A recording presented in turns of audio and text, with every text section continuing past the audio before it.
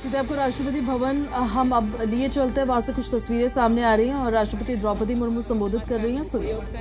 बार बार उपयोग करना, पुरानी हो जाने पर उसे वस्तु का किसी दूसरे काम में प्रयोग करना, जो था फेंकने और व्यर्थ करने से परहेज करना हमारी जीवन शैली रही है।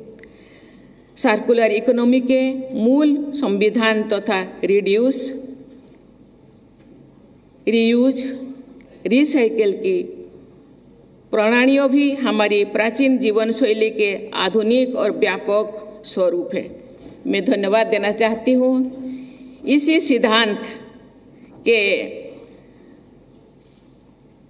प्रमाण स्वरूप मुझे आज मोमेंटो भी दिया गया है, इसलिए मैं मंत्री महोदय को बहुत बहुत धन्यवाद देना चाहती हूँ। उदाहरण के लिए जनजातीय समुदाय की पारंपरिक जीवन शैली में सादगी होती है।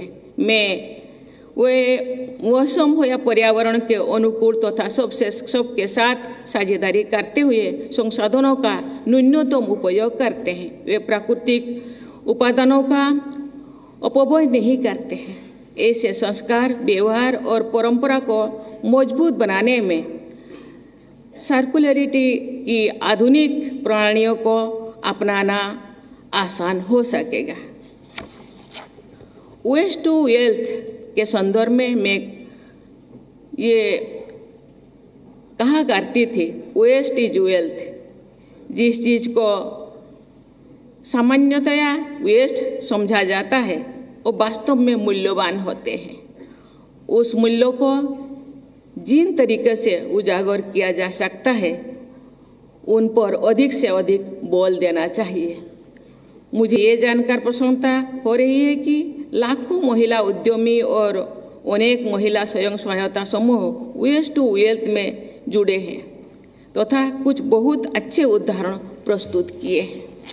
देवियों और स्वजनों, वेस्ट मैनेजमेंट वैल्यू चेन में पहला और महत्वपूर्ण चरण के सर्च सेग्रीगेशन, इस चरण पर सभी हितधारकों तथा प्रत्येक घर परिवार को सबसे अधिक ध्यान देना है। मुझे ये जानकर प्रसन्नता हुई है कि वेस्ट मैनेजमेंट के क्षेत्र में देश के विभिन्न भागों में सफल स्टार्टअप्स आगे बढ़ रहा है। जीरो वेस्ट कॉलोनीज अच्छे उदाहरण प्रस्तुत कर रहे हैं। स्कूल में पढ़ने वाले बच्चे घर के बड़ों को स्वच्छता का सबक सिखा रहे हैं। देवियों और स्वजनों, स्वच्छता के क्षेत्रों में हमने अनेक उल्लेखनीय उपलब्धियां हासिल की है, लेकिन कोई कठिन चुनौतियां का सामना भी कर रहा है। प्लास्टिक तथा इलेक्ट्रॉनिक वेस्ट पर नियंत्रण करना तथा उनसे होने वाले प्रदूषण को रोकना एक बड़ी चुनौती है। भारत में प्लास्टिक के प्रति व्यक्ति खपत वैश्विक औसत के आधे से कम है। समुचित प्रयोगों के बल पर हम देश के प्लास्टिक एमिशंस को बहुत कम कर सकते हैं। केंद्र सरकार ने वर्ष 2022 में सिंगल यूज प्लास्टिक वाले कुछ वस्तुओं पर प्रतिबंध लगाएंगे। उसी वर्ष प्लास्टिक पैकेजिंग के लिए स्टैंडर्ड प्रोड्यूसर रेस्पॉन्सिबिलिटी के दिशा में भी सरकार ने जारी किए हैं। प्रोड्यूसर्स, ब्रांड ओनर्स तथा इंपोर्टर्स सहित सभी हितधारकों की जिम्मेदारी है कि इन गाइडलाइंस का पूरी तरह पालन करें। स्वच्छता से जुड़े प्रयासों के आर्थिक पहलू होते हैं, सांस्कृतिक आयाम होते हैं तथा भौगोलिक पक्ष भी होते हैं। मुझे विश्वास है कि बहुआयामी तथा समग्र दृष्टि के साथ संचालित स्वच्छ भारत मिशन भी सभी देशवासी मजबूती से भागीदारी करेंगे। सुविचारित और दृढ़ संकल्पों के साथ सभी देशवासी वर्ष 2047 तक जिस विकसित भारत का निर्माण करेंगे और विश्व के स्वच्छतम देशों में से एक हैगा। मुझे लगता है ये आज जितने लोगों को पुरस्कृत किया गया, बार बार एक एक जो राज्य 3-4 बार जो उनके राज्यों के अंदर जितने भी शहर हैं वो पूरा स्वच्छ बनाए हैं और एक बार नहीं बार बार वो स्वच्छ बनाए हैं। मुझे लगता है ये जो 2047 विकसित भारत का हम स्वप्न देखते हैं या उसी दिशा में हम जा रहे हैं, मुझे लगता है वो दिन बहुत ही उज्जवलमय होगा, बहुत ही सुंदर होगा। ये पूरा विश्व इसको देखेगा। इस विश्वास के साथ मैं अपनी वाणी को विराम देती हूँ। धन्यवाद। जय हिंद, जय भारत।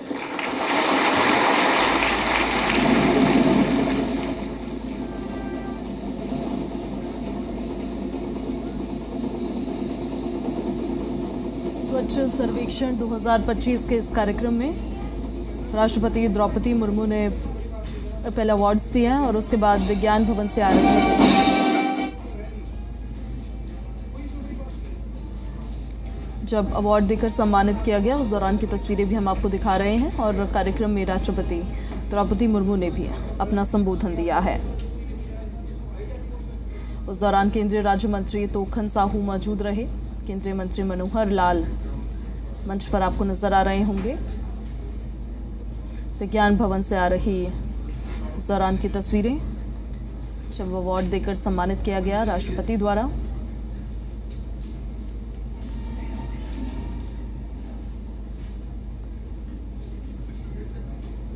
स्वच्छ सर्वेक्षण 2024-25 का ये कार्यक्रम, जिसमें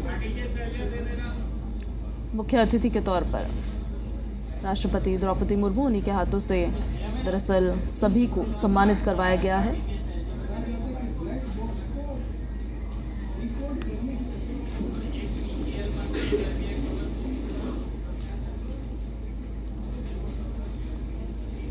आप सभी लोग आ रही है तस्वीरें। इंदौर लगातार 8वीं बार भारत का सबसे स्वच्छ शहर बना है। सूरत दूसरे नंबर पर रहा है और नवी मुंबई तीसरे नंबर पर। वार्षिक स्वच्छता सर्वेक्षण में इंदौर लगातार 8वीं बार सबसे स्वच्छ शहरों में शीर्ष स्थान पर रहा। इसके बाद सूरत और नवी मुंबई का स्थान रहा। 3 से 10 लाख जनसंख्या वर्ग में नोएडा सबसे स्वच्छ शहर रहा और इसके बाद चंडीगढ़ और मैसूर का स्थान रहा। राष्ट्रपति द्रौपदी मुर्मू ने यहां पर आयोजित इस कार्यक्रम में विजेताओं को पुरस्कार प्रदान किए हैं। केंद्र सरकार के वार्षिक स्वच्छता सर्वेक्षण में इंदौर को लगातार 8वीं बार भारत के सबसे स्वच्छ शहरों का खिताब मिला है। ऐसे ही सूरत को दूसरा स्थान मिला है और सर्वेक्षण के नतीजे गुरुवार को घोषित किए गए।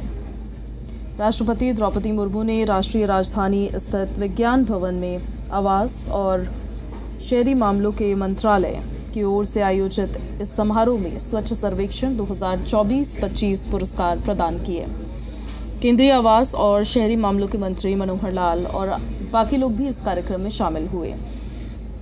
सरकार के मुताबिक स्वच्छ सर्वेक्षण मिशन का मकसद बड़े पैमाने पर नागरिक भागीदारी को प्रोत्साहित करना है। इसके साथ ही इससे समाज के सभी वर्गों के बीच कस्बों और शहरों को रहने के लिए बेहतर स्थान बनाने के लिए मिलकर काम करने के लिए जागरूक करने का प्रयास किया जाता है।